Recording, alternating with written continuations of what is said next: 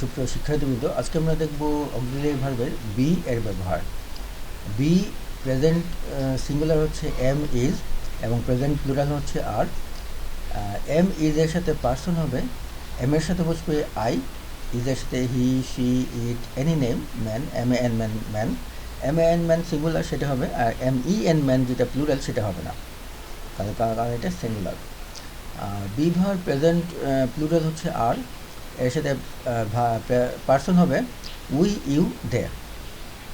Principal verb হবে am is এর সাথে প্রেজেন্ট ফর্ম প্লাস আইএনজি, আর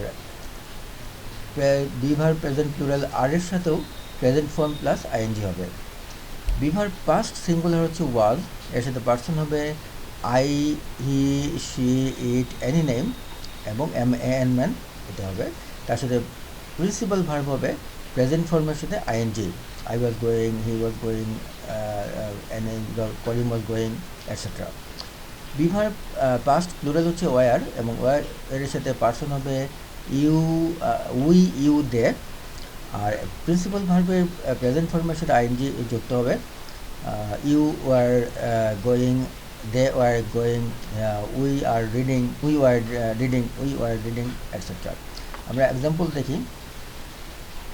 এটা অ্যাফার্মেটিভ হচ্ছে I am going to school, তার নেগেটিভ হচ্ছে I am not going to school, তার ইন্টারোগেটিভ হচ্ছে am I not going to school.